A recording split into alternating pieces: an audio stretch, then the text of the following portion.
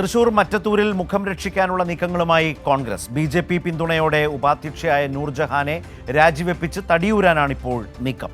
ബി.ജെ.പിയുമായി യാതൊരു വിധത്തിലുമുള്ള ബന്ധമില്ലെന്നാണ് കോൺഗ്രസിന്റെ നേതാക്കൾ പറയുന്നത്. എന്നാൽ അതേസമയം മറ്റത്തൂരിൽ ബി.ജെ.പിക്കൊപ്പം ചേർന്ന 8 UDF അംഗങ്ങളെ തിരിച്ചെടുക്കാനുള്ള ശ്രമത്തിലാണ് കോൺഗ്രസ്.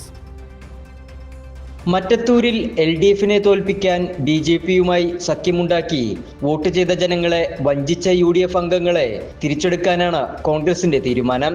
ബി.ജെ.പി പിന്തുണയോടെ പ്രസിഡന്റ്, വൈസ് പ്രസിഡന്റായ അംഗങ്ങളെ രാജിവെപ്പിച്ച് മുഖം രക്ഷിക്കാൻ ഒരുങ്ങുകയാണ് കോൺഗ്രസ്.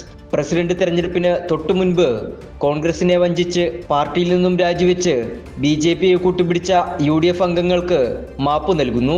ഇതോടെ മറ്റത്തൂരിനെ സംബന്ധിച്ച ചർച്ചകൾ ഒഴിവാക്കാനാണ് ശ്രമം. ജനാധിപത്യ വ്യവസ്ഥയ്ക്ക് ഒരു വിലയും നൽകാതെ അധികാരത്തിനും പണത്തിനും വേണ്ടി കൂറുമാറ്റത്തിന് നേതൃത്വം നൽകിയ TM ചന്ദ്രൻ ഉൾപ്പെടെയുള്ള നേതാക്കളെയും മാപ്പുസാക്ഷികളാക്കും. ഇതിനുവേണ്ടിയുള്ള ചർച്ചകൾ റോജി M. ജോൺ MLA നേതൃത്വത്തിൽ സജീവമായി നടക്കുന്നുണ്ട്.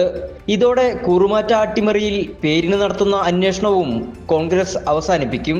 ബി.ജെ.പിയുമായി യാതൊരു ബന്ധവുമില്ലെന്നാണ് കോൺഗ്രസിന്റെ മുതിർന്ന നേതാക്കളടക്കം വാദിക്കുന്നത്.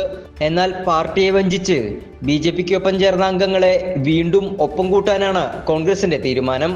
കൈരളി ന്യൂസ്, തൃശൂർ.